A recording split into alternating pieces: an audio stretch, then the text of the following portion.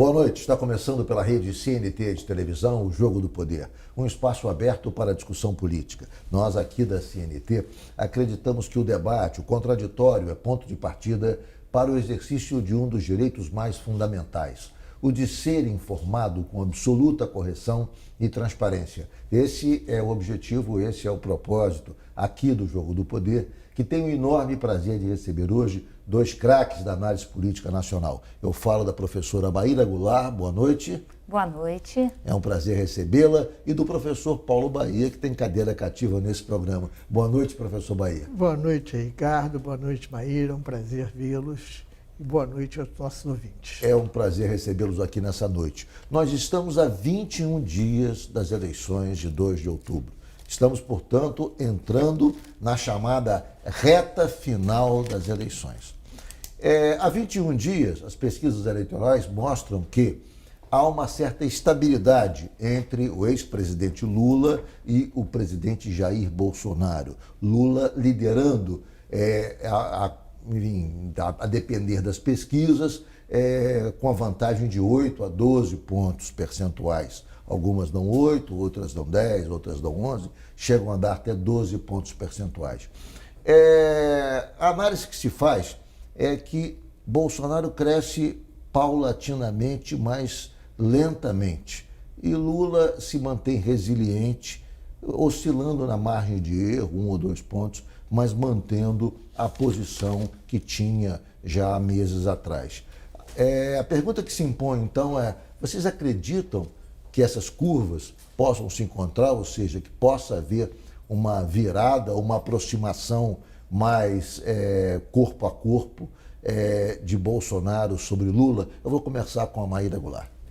Então, eu não acredito que vai haver uma grande surpresa, mas nós estamos diante de um candidato que tem um perfil populista de direita. E eu digo isso com base numa literatura internacional, menos como um adjetivo e mais como uma metodologia que nos permite triar um conjunto de características comuns.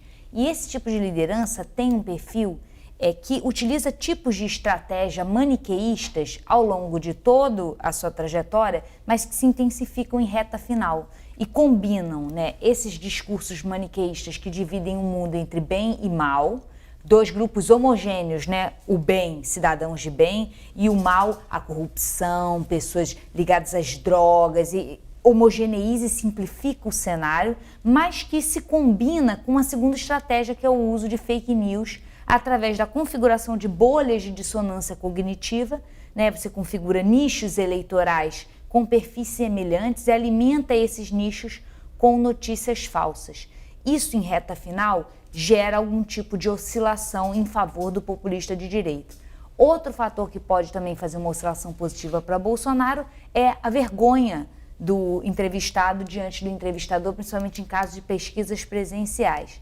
Mas diante disso tudo, é preciso dizer o seguinte: Bolsonaro já está gastando suas balas de prata. Ele pegou 40 bilhões do orçamento, está despejando na economia, através da PEC Kamikaze, e isso não está dando o resultado esperado. Deu algum resultado, mas não na proporção, no volume esperado, não é, Paulo Bahia? Pois é, Ricardo. Conversando uma vez contigo mesmo, eu falei o seguinte: o que está acontecendo com o Bolsonaro é que ele está crescendo em progressão aritmética. Então é 1 mais 1 Sim. mais 1. Ele precisa crescer não em progressão geométrica. Progressão geométrica? Ele tem que crescer em progressão exponencial. Sim. 1 vezes 3, 1 vezes 18, 1 vezes 3. Eu não acredito nisso. Eu acredito que Bolsonaro tem, como Maíra falou, uma possibilidade de crescer um pouco mais. Lula está estabilizado e essa estabilidade do Lula assegura o segundo turno entre Lula e Bolsonaro. Você acredita que, o que disse Maíra agora, que por ele ser um candidato populista de direita e, portanto, usar algumas, digamos, estratégias maniqueístas do bem contra o mal, com fake news, isso pode de alguma maneira turbinar e dar a ele, digamos, uma condição de competitividade maior na reta final?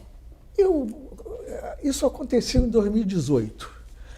Agora, nessa campanha, é uma campanha muito longa. É uma campanha que começou no final do segundo turno de 2018, quando Bolsonaro ganhou Fernando Haddad. Ali começou a campanha de reeleição de 22. De 22. Então nós estamos vivendo, é um cansaço, nós estamos há 21 dias da eleição, mas há um esgotamento porque nós estamos discutindo a eleição há 2 anos. 2 anos nós estamos discutindo, a pré-campanha foi uma campanha.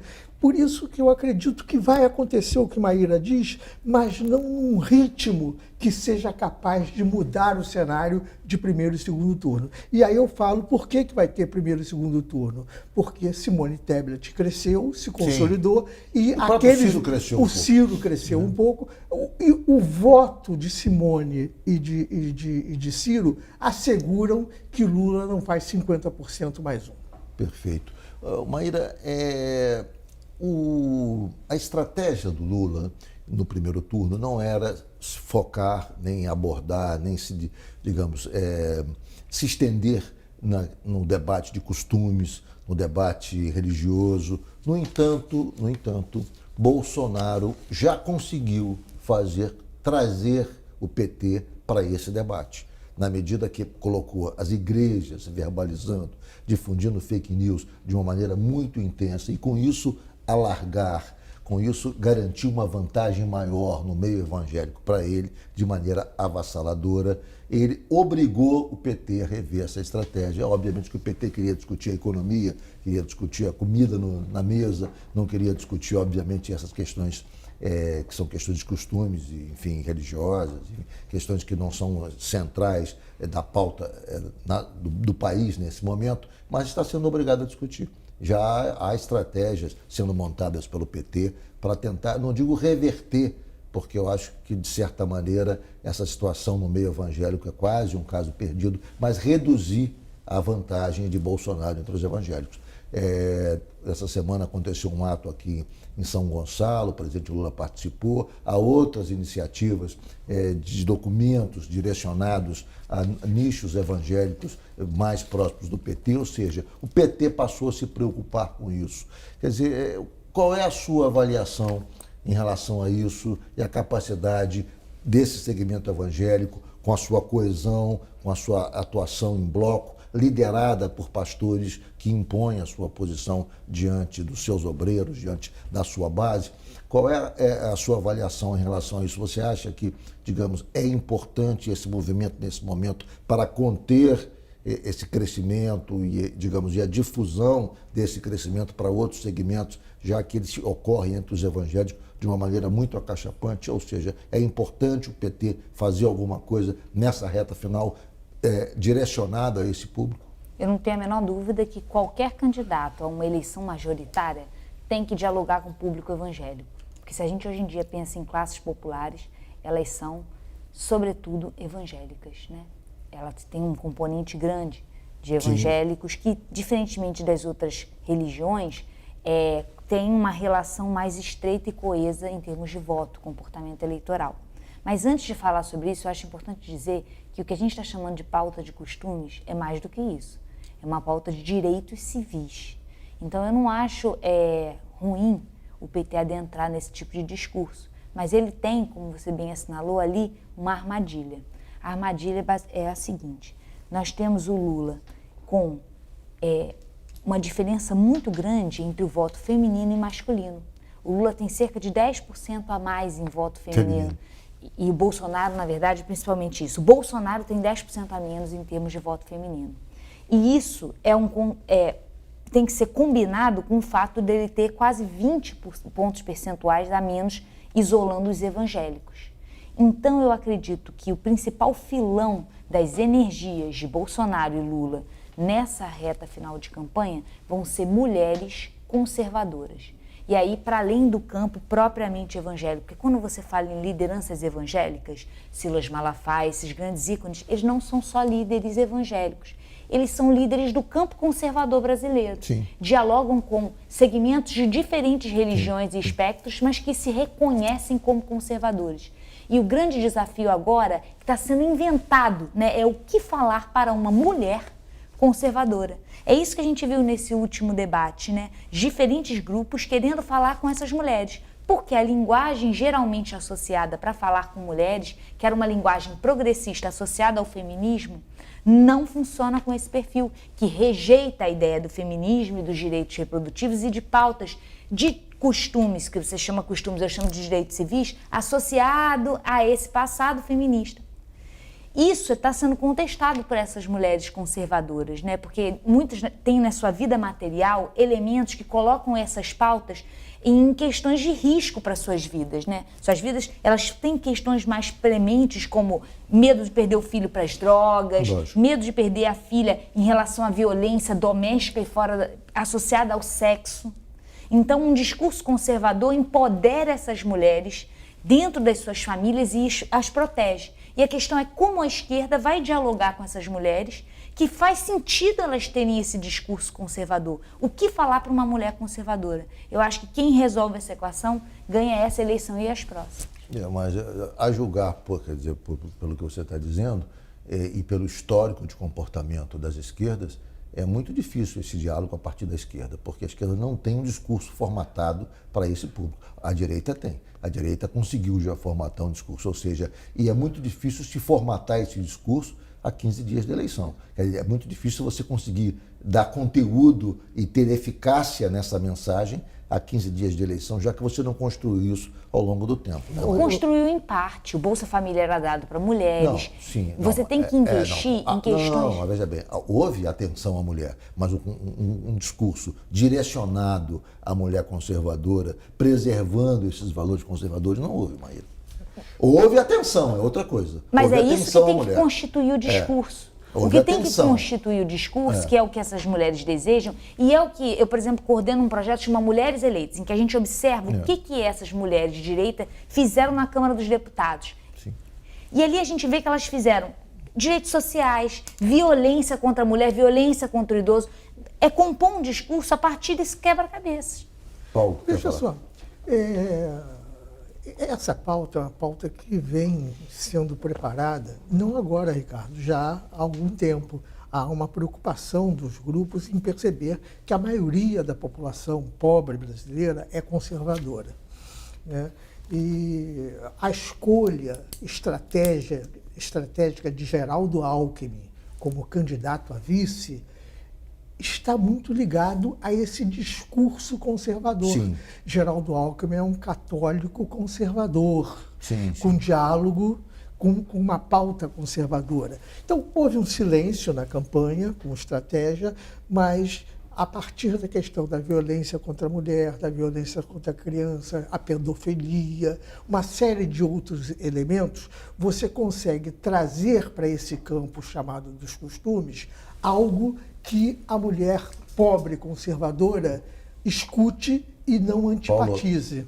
Paulo, eu vou ter que fazer um intervalo, mas eu acho assim, não para essa eleição, porque acho que não dá tempo mais, mas a médio prazo a esquerda precisa construir um discurso para essas mulheres. Ter diálogo, quer dizer, se o PT, de certa forma, e outros partidos de esquerda erraram, é não entender, quer dizer, a expansão e a prevalência desse segmento no meio eleitoral brasileiro. Nunca houve, digamos, um trabalho direcionado. E eu ouço isso dentro do PT, de pessoas que são dirigentes do PT e que acham que, na disputa interna, defendem, digamos, a execução e o desenvolvimento de um trabalho mais consistente para esse público. E agora se tenta alguma coisa de última hora, mas não há um trabalho consistente. Até aqui não foi construído. Vamos a um rápido intervalo e voltamos em 1 minuto.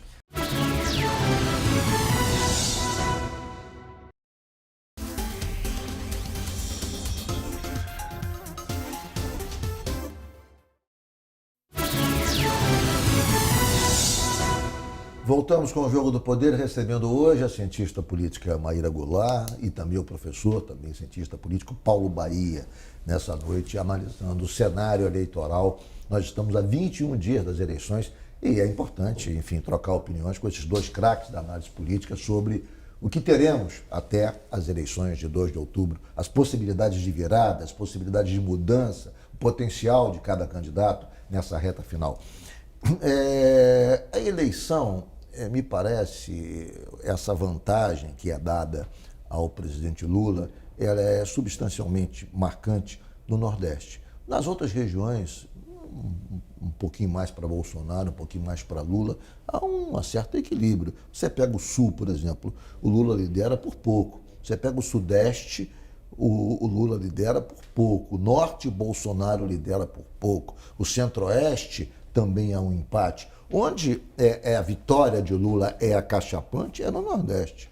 Ou seja, há um quadro de equilíbrio de forças quase que em todo o Brasil, em algumas regiões um pouco mais para Lula, em outras um pouco mais para Bolsonaro, onde a coisa é absolutamente clara é no Nordeste, onde há ali, enfim, 60-12 a favor do Lula.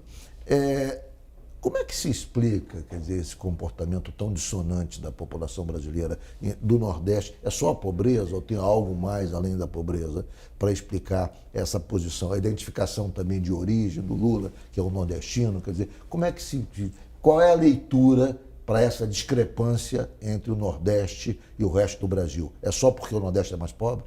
O Nordeste está no centro do campo semântico que o PT e o Lula construíram ao longo do seu governo, né? Um governo ligado, que primeiro simbolicamente na figura do presidente tem um nordestino que reivindica essa identidade, embora tenha passado boa parte da sua vida em São Paulo, ele se reivindica e se apresenta como nordestino. Ele podia não fazer, ele foi para São Paulo com 7 anos, mas ele reivindica isso e que reivindica as políticas públicas direcionadas ao Nordeste, que foram muito bem sucedidas, aparecem o tempo inteiro dentro desse campo semântico. Muito voltado não só para as medidas infraestruturais, que foram importantíssimas, para a valorização do salário mínimo, mas para os programas de transferência de renda. Esse campo semântico é tão impregnado na memória do eleitor com o PT, que Bolsonaro, mesmo investindo pesadamente nesse campo semântico, não consegue recuperar.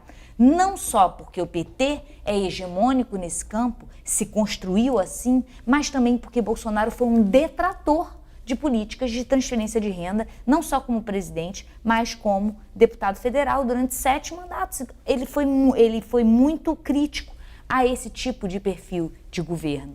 Então eu acredito que isso dá uma ampla vantagem ao Lula nesse segmento.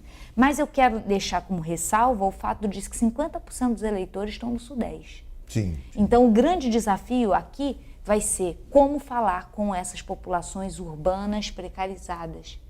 Que são... E aí, do Sudeste, nós temos uma situação que em Minas o Lula ganha, em São Paulo também ganha, mas no Rio é muito equilibrado. No Rio a situação é muito equilíbrio total, diferença de 2, 3 pontos para um ou para outro, a depender da pesquisa, porque aqui é a base de Bolsonaro e aqui tem um histórico de tradição também do Lula, da esquerda, mas que tem sido neutralizada pelo fato de sermos também a base do bolsonarismo. Isso dá um certo equilíbrio às duas forças no Rio de Janeiro. E, enfim, qual é a sua análise sobre a condução do processo no Sudeste, Paulo Bahia? Veja só, o Sudeste vai definir a eleição. E vai definir a eleição com as mulheres pobres. São as mulheres pobres do Sudeste, da região do Sudeste, nesse segmento que tecnicamente eu sempre uso, né, que as pesquisas de opinião trabalham, que é o B1, que é uma classe média um pouquinho maior, o C1 e C2. D e é fora, mas essa concentração, essa massa urbana empobrecida, que está com 48,9% do Sudeste, né? do Sudeste, praticamente 50%, é que vai definir a eleição tanto no primeiro turno. Aí no segundo turno... No primeiro turno... No primeiro turno, tendo o primeiro lugar para Lula... Que teremos um segundo turno exatamente. No segundo turno, você pode ter surpresas no Sul. A tendência no Rio Grande do Sul, por exemplo, é o governador Eduardo Leite ser eleito. E há uma tendência do governador Eduardo Leite apoiar Lula no segundo turno. Então você pode ter essa reconfiguração. Mas voltando para o primeiro turno, essa diferença que se mantém hoje, Ricardo... Bahia, tem alguns estados que chamam a atenção. Por exemplo, Santa Catarina. Santa Catarina, Esquece. Bolsonaro vence com folga e, coincidentemente ou não, ou talvez por isso, é o estado com o menor índice de desemprego do Brasil. Santa Catarina tem um desemprego baixíssimo, de 3%. Quer dizer, então é uma situação, a economia de Santa Catarina está de vento em popa, quer dizer, o percentual de crescimento do PIB de Santa Catarina é o maior do Brasil, e lá Bolsonaro vence. Essas coisas têm a ver uma coisa com outra na sua avaliação? Não. Ou seja, tem e não tem. A economia pujante de Santa Catarina, digamos, faz com que o eleitor catarinense queira continuar como está, é isso? O eleitor catarinense é conservador. Agora, o projeto de autonomia de Santa Catarina vem sendo construído há 40 anos. A família Conde Reis vem conduzindo bem esse processo e as sucessões estaduais deram continuidade ao processo. Santa Catarina é hoje o segundo estado industrial brasileiro com uma indústria nova. Você não acha que esses fatos podem levar o eleitor a dizer o seguinte, não quero mudança? Está tudo muito bom, muito bem assim. Mas é o que o eleitor de Santa Catarina fala. Tá bom, eu quero ficar desse jeito. É isso, Maíra, concorda? Olha, eu acho interessante resgatar uma fala importantíssima do professor Paulo, quando ele fala do Eduardo Leite e da possibilidade dele apoiar o Lula no segundo turno. Que também, voltando ao debate do domingo, me parece ser um grande desafio que vai se apresentar no segundo turno, que é o seguinte. Vimos nesse debate a possibilidade de termos uma direita não bolsonarista, com Simone Tebet, o surgimento de um discurso à direita que quer se diferenciar de Bolsonaro, porque só assim vai sobreviver. Sim. Quando a gente fala do Eduardo Leite, a gente coloca não só ele, mas uma série de lideranças à direita que vão ter nesse segundo turno, caso ele haja, caso ele aconteça, um desafio, que é construir um discurso coerente o suficiente para você apoiar o Lula, para se diferenciar de Bolsonaro e se manter próximo do eleitor de direita. É isso que eu acho mais interessante da gente salientar nesse cenário, nesses estados conservadores que você menciona, é o que vão fazer as elites políticas desses estados, para continuar dialogando com seu eleitor de direita e se diferenciar de Bolsonaro, porque senão Bolsonaro não sabe ter aliança, ele não sabe ter parceiro, ele destrói, ele faz campo arrasado naqueles que são seus apoiadores. Então, é fulcral para que a gente possa continuar tendo um campo de centro-direita, pertinente em termos políticos e valorativos e discursivos, que esse segundo turno seja bem conduzido. Pois é. E aí, só pegando uma carona, que eu concordo com a Maíra, tira Santa Catarina disso, que em Santa Catarina não vai acontecer isso.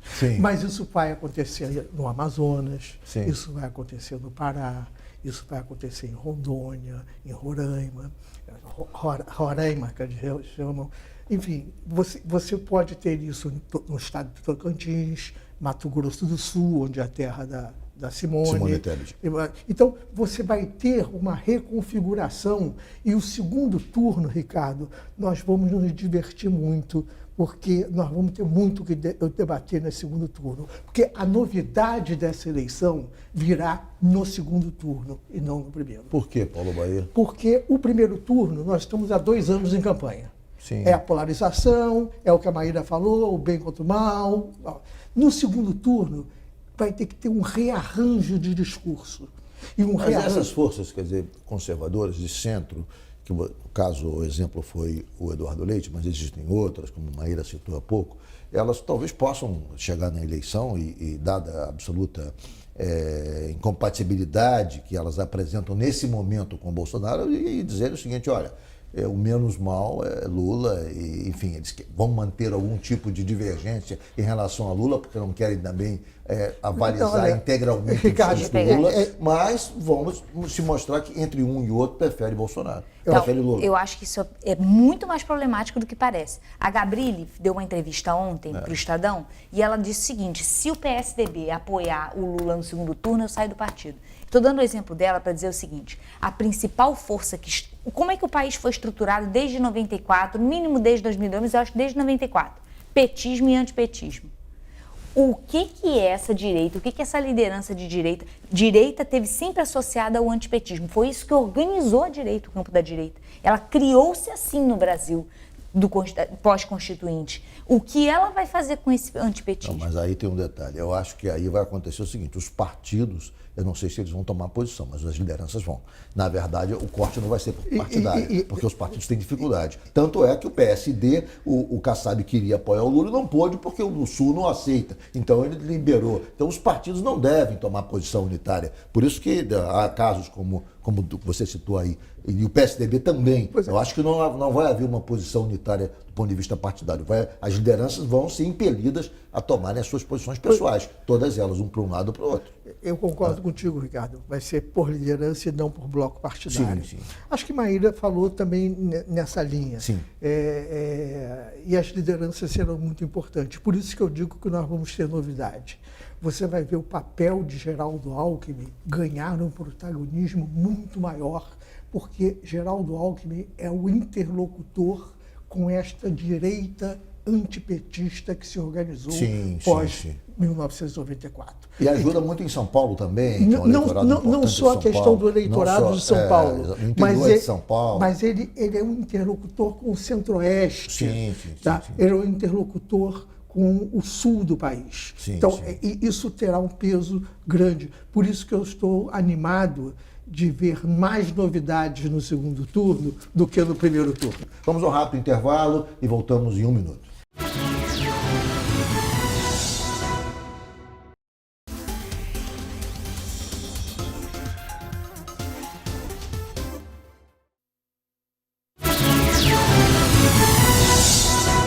Voltamos com o Jogo do Poder, recebendo aqui a professora Maíra Goulart, com o professor Paulo Bahia. Falávamos no bloco anterior do posicionamento desses setores de centro ou de direita, que, na verdade, vão ter que se posicionar, a julgar pela posição que eles estão se manifestando agora, desde já, eles devem se posicionar, alguns segmentos, na direção do apoio ao presidente Lula, ao ex-presidente Lula, mas terão alguma dificuldade, porque tem um histórico de divergência. Tanto é que na última eleição eles apoiaram o Bolsonaro, Eduardo Leite apoiou o Bolsonaro. Quer dizer, eles estão fazendo, nesse momento, uma inversão de posições pública.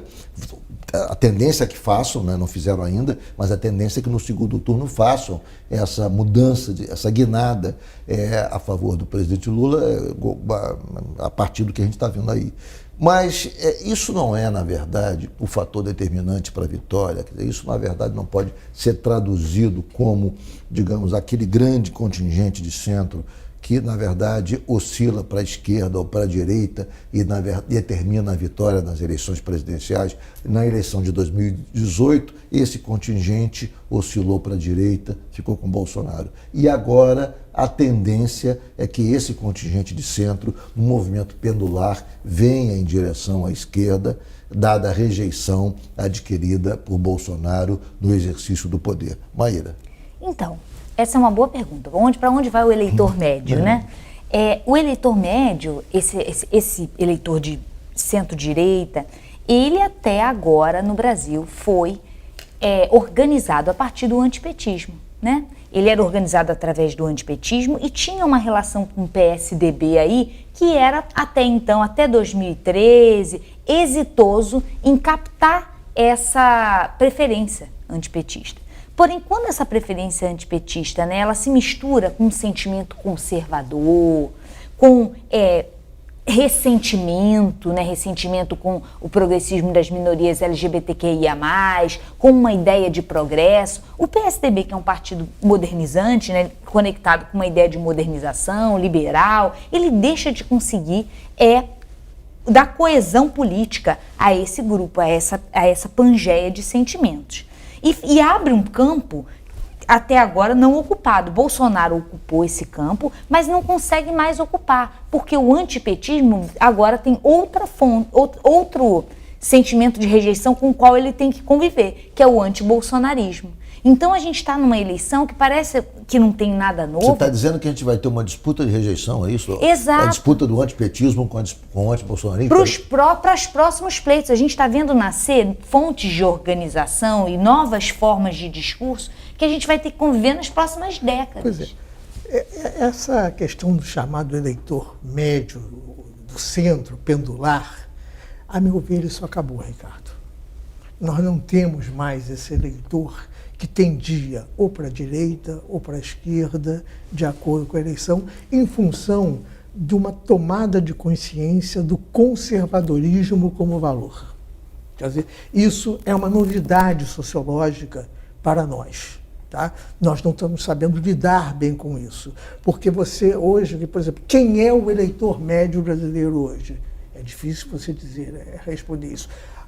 Até 2014, a gente respondia com uma facilidade enorme quem era esse eleitor médio. Hoje é difícil, porque você tem outras variantes que atravessam esse campo. A questão religiosa, a questão dos direitos civis, a questão dos direitos civis de corte conservador, quer direito civil, mas quer ser conservador. Enfim, você tem outras polarizações. Portanto, quando a Maíra fala, você tem um antibolsonarismo, mas esse antibolsonarismo ele é eclético. E você tem um antipetismo, que também é eclético. Pois é, mas a própria expressão que vocês usam permite fazer uma diferenciação. Antibolsonarismo está associado diretamente à figura do Bolsonaro. O antipetismo é associado ao partido. O Lula é maior que o partido. Portanto, o antipetismo não é igual ao antilulismo. Não há antilulismo na mesma proporção do que há antipetismo. Sim. Quer dizer, é uma coisa absolutamente diferente. Nesse momento, quer dizer, na verdade, Lula pode vencer. Talvez um candidato que incorporasse puramente, exclusivamente os valores do PT não conseguisse vencer. Mas o Lula incorpora outros valores além dos valores do PT. Portanto, não é a disputa só do antipetismo com o antibolsonarismo. É Lula contra E aí o Lula pode ter vantagem sobre o antibolsonarismo. Sim, o Lula diferente. Ele conversa melhor com esse campo Não, conservador. ele é um maior do que o homem PT. heterossexual, ele é maior do que o PT. que sempre foi casado, ficou viúvo. Exato. Ele consegue conversar melhor com esse campo conservador do que outras lideranças do PT que estão mais comprometidas com discursos no campo dos direitos civis. Lula nunca teve nunca consolidou o seu campo discursivo nessa seara. Nessa seara ele sempre adotou um posicionamento conservador. Sim. E aí, o Ricardo e Maíra, eu volto para uma discussão que não foi feita no primeiro turno. Por que Lula fez questão, bateu o pé e escolheu previamente, precocemente, Geraldo Alckmin? Porque os estrategistas do PT não são ingênuos. Os estrategistas do PT sabem que estão lidando com essa questão, que é uma questão nova e que o discurso eleitoral identitário, por exemplo, não foi usado pelo Lula. Não, nem pode, porque é rejeitado nesse momento por esse campo conservador. Exatamente. Quer dizer, talvez há uma autocrítica dentro do próprio PT, de alguns setores da esquerda, exatamente pelo fato de que nos últimos anos fizeram uma exaltação do discurso identitário, sobrepondo a outras pautas que dizem respeito mais diretamente ao cotidiano, na vida das pessoas, como a pauta da fome, pelo menos do ponto de vista discursivo, não do ponto de vista da atuação, mas do ponto de vista discursivo. Se discutia muito mais a questão LGBT, isso aparecia com estridência em detrimento do debate sobre a questão da fome, quando havia, na verdade, uma atenção à questão da fome nos governos do PT objetiva, mas o discurso que provocava alarido e estridência era o discurso das questões olha só, Ricardo, LGBT. E isso, no imaginário das pessoas mais conservadoras, fez com que se houvesse a consciência de que essa questão é mais importante do que as questões objetivas do dia a dia das pessoas. Mas porque isso era uma forma do PT fazer contato com segmentos liberais da sociedade que eram de direita em termos de economia. O PT, ele escolheu muito, às vezes, uma proximidade com esses segmentos ilustrados da direita, PSDB, comprometidos com uma ideia de modernidade, para compor seu arco de forças, né? Se não forças explicitamente no parlamento, mas na sociedade civil. E ele foi bem exitoso nesse tocante. Só que ele não conversou com os russos, né? Ele não conversou com a emergência do que Paulo bem disse, que é dessa tomada de consciência conservadora. O conservadorismo que sempre esteve lá, ele passou a ser reivindicado. Por quê? Porque viu na emergência dessa pauta LGBTQIA+, viu na emergência dessas novas formas de família antipatriarcais uma ameaça ao seu modo de vida, aos seus costumes. E é essa reação conservadora que a gente está vendo como força política a partir de agora. Você veja, Ricardo, que a fake news feita pelas igrejas foi exatamente nesse ponto. Lula vai acabar com as igrejas. vão fazer banheiros únicos para as crianças. Sim, mas essa é exatamente. Tentam assombrar a população brasileira com o discurso identitário. Exatamente. É óbvio. E que até eu dou parabéns ao TSE, que agiu com rapidez. A justiça. Essa é uma outra questão que eu queria discutir. Me parece que essa eleição está havendo um controle maior das redes sociais, um controle maior do TSE sobre o disparo de fake news. Na outra eleição, não por omissão, mas também acho que por falta digamos, de aparelhos de identificação, de tecnologia, não se fez o combate à altura e as fake news proliferaram de maneira muito mais solta. Agora eu reparo que você não consegue nem impulsionar nada nas redes sociais se não for muito claro a origem, se não for muito claro, quer dizer, o conteúdo. Qualquer impulsionamento de natureza política é barrado, é vetado, é questionado. Ou seja, as redes sociais estão muito mais atentas a utilização de suas forças para a má utilização política de suas forças. Não só as redes sociais, mas o TSE se organizou para isso nestes 4 anos. Pega o exemplo do TRE do Rio. Montou um gabinete de emergência institucional para prever e agir com rapidez. Então você tem, sim, controle de disparos em massa, estão sendo contidos nas redes sociais. Você não tem o prejuízo que teve em 2018, que a própria Justiça Eleitoral foi vítima e não sabia como agir. Vocês acham, Maíra, que as redes sociais, por conta desse controle, elas estarão, digamos, a salvo de uma utilização perversa, que possa provocar uma distorção no resultado por conta do disparo exagerado e maldoso de fake news? Ou seja, nós, obviamente que teremos o impacto da rede social, elas não vão desaparecer, mas a má utilização das redes sociais nesse momento, ela está contida, ou seja, há mecanismos e atuação efetiva dos órgãos de controle, a começar pelo TSE, para impedir que haja uma distorção no resultado da eleição a partir dessa utilização perversa das tecnologias recentes? A salvo jamais. Porque há mais tradição, há uma tecnologia acumulada no campo da extrema-direita e de vários segmentos econômicos, né, que têm afinidade com a extrema-direita, que a gente tem que ser claro sobre isso. Bolsonaro, ele é sempre inequívoco em garantir para o mercado financeiro, para as grandes elites econômicas, que está do lado delas. Mesmo ele fazendo arroubos distribucionistas, no discurso ele sempre deixa claro que há uma prioridade da rentabilidade dos investimentos financeiros. Então eu acredito que, por contar com o apoio desses segmentos, que são os segmentos que controlam o grande capital, foi possível acumular uma tecnologia de uso de redes que é cara. Você ter esses disparos, você construir esses nichos, você ter esses robôs, isso é caro, isso continua nas mãos desse campo da extrema-direita. Mas o que eu vejo de novidade é uma reação das instituições. E essa reação é tardia.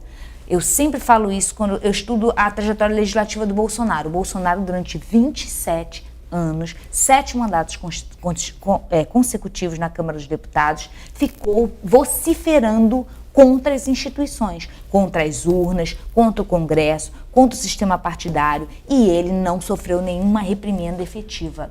Isso não só ele enquanto deputado, ele enquanto presidente é a mesma sobre coisa. Isso eu até acho o seguinte, ele sempre foi o que foi, na verdade uma parte do mundo caminhou na direção dele, porque o que aconteceu com o Bolsonaro, aconteceu com Salvini na Itália, em várias outras partes do mundo, na Hungria, mas na verdade esse movimento internacional da direita, na verdade, de certa maneira, se aproximou do que Bolsonaro fazia já há 27 anos, sem imaginar que isso um dia pudesse acontecer, sem imaginar que essa forma de desacreditar as instituições... Há uma coparticipação das instituições no progresso, nesse esfalecimento, nessa erosão das instituições democráticas. Não se imaginava que pudesse surtir tanto efeito esse processo. Demorou tanto tempo, mas quando houve essa onda mundial, ele já estava nessa canoa e isso, então... Ele pegou a onda. Ele pegou a onda.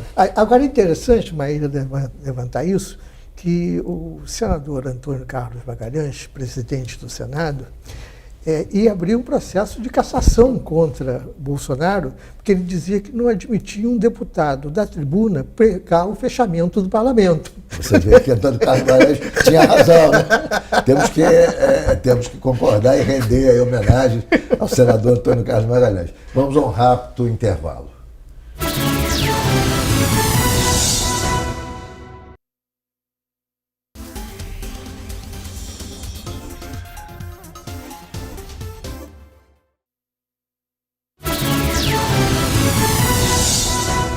Voltamos com o Jogo do Poder, recebendo aqui a professora Maíra Goulart, cientista política, e também o professor Paulo Bahia, cientista político. Rio de Janeiro, Bolsonaro praticamente empatado com Lula um pouco à frente, mas muito pouco à frente.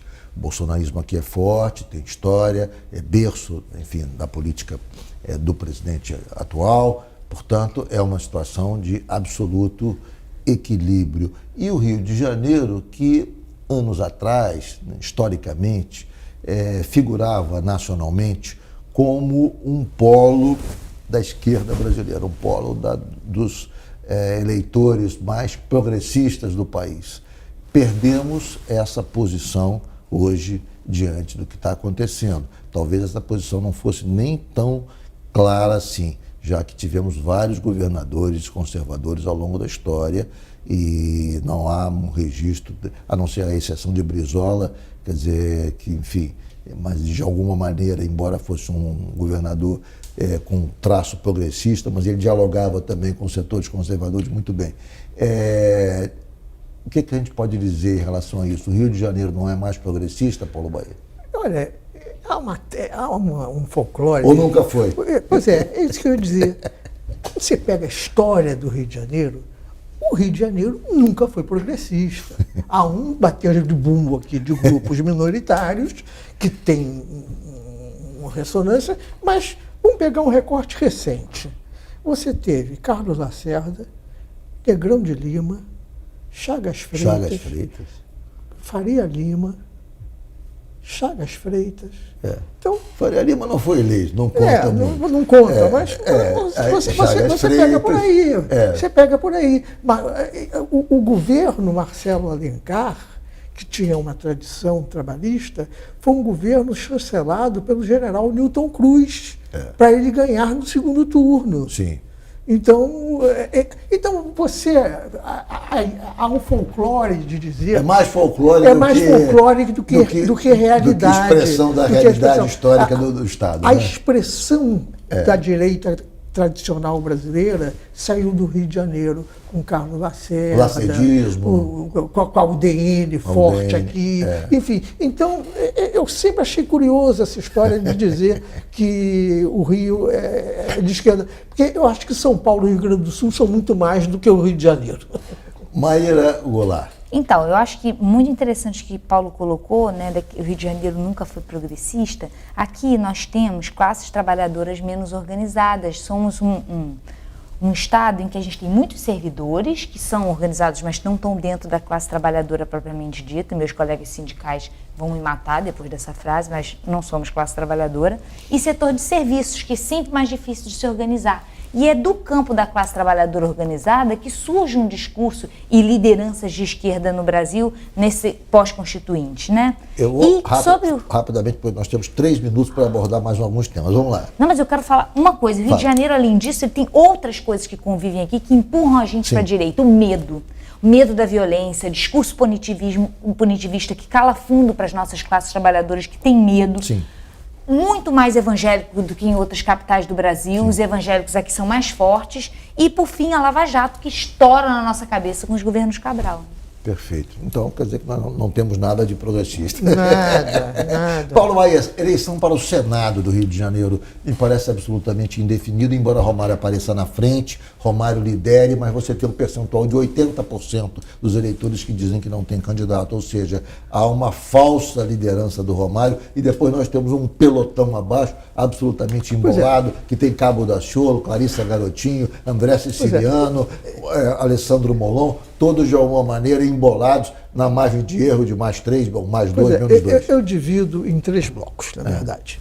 Eu divido um primeiro bloco com Romário, André Siciliano e Clarissa, um segundo bloco com Alessandro Molon, Daciolo e o Daniel Silveira, que eu não sei se será candidato. O Daniel Silveira, o TRE já impugnou a candidatura dele, agora resta o TSE. E o Daciolo. Então, nós temos, na verdade, uma disputa que vai se dar, no meu entendimento, jogando projeções de pesquisas, entre três nomes.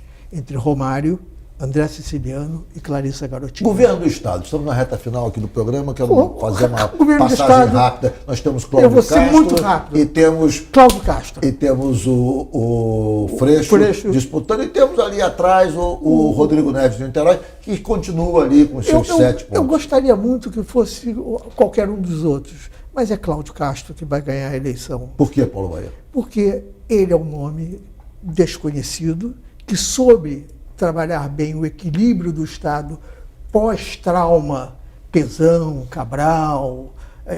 O Rio de Janeiro hoje vive um equilíbrio aparente, né? E esse equilíbrio aparente favorece Cláudio Castro. Maíra Goulart. Se fingiu de morto, não apareceu para a opinião pública, que está desgastada de governadores, e apostou tudo nas articulações com as elites políticas. Apostou tudo em elite política e menos no cidadão. Cláudio Castro fez uma aposta não é bem arriscada, conservadora e bem sucedida, por isso que ele desponta na frente. Mas o Freixo, ele vai bem nas espontâneas. Ele vai melhor nas espontâneas até do que alguns líderes de disputas para estadual em outros estados. Então eu acho que não está definido, mas o Castro está em ampla vantagem porque soube se enraizar para fora. Você acha que o Freixo conseguiu dar essa guinada para o centro que ele idealizou? Porque, na verdade, ele tenta dar essa guinada na reta final da eleição, através de recursos de marketing. Não foi uma trajetória que mudou ao longo do tempo. Ele está utilizando a campanha, ou seja, os malabarismos do marketing eleitoral, para fazer essa transição da esquerda para a direita. Dá tempo de fazer isso, Maíra? Eu acho que desde a saída dele do PSOL, ele já vem pavimentando esse campo para o centro. Mas é claro que ele soa um pouco esquizofrênico em tentar penetrar num campo discursivo que não lhe é Paulo seu. Baier, nosso tempo acabou. Dá tempo, Paulo Baier? Dá tempo não, Ricardo. Nosso tempo se esgotou, infelizmente. Realmente não dá mais tempo também para a gente continuar a nossa conversa. Muito obrigado, Maíra Goulart. Muito obrigada, gente. Obrigada pelo convite. É uma satisfação aqui estar com o Paulo e com você. Obrigada. Muito obrigado, Paulo Baier. Ricardo, mais uma vez, obrigado pelo convite. Obrigado por conviver com Maíra. É uma satisfação estar com vocês dois nesse programa nessa noite. Muito obrigado a você que nos acompanhou de casa. O Jogo do Poder, como sempre, volta no próximo domingo às 10h30. E eu quero novamente contar com a sua audiência. Tenham todos um bom final de domingo, uma boa semana e até lá.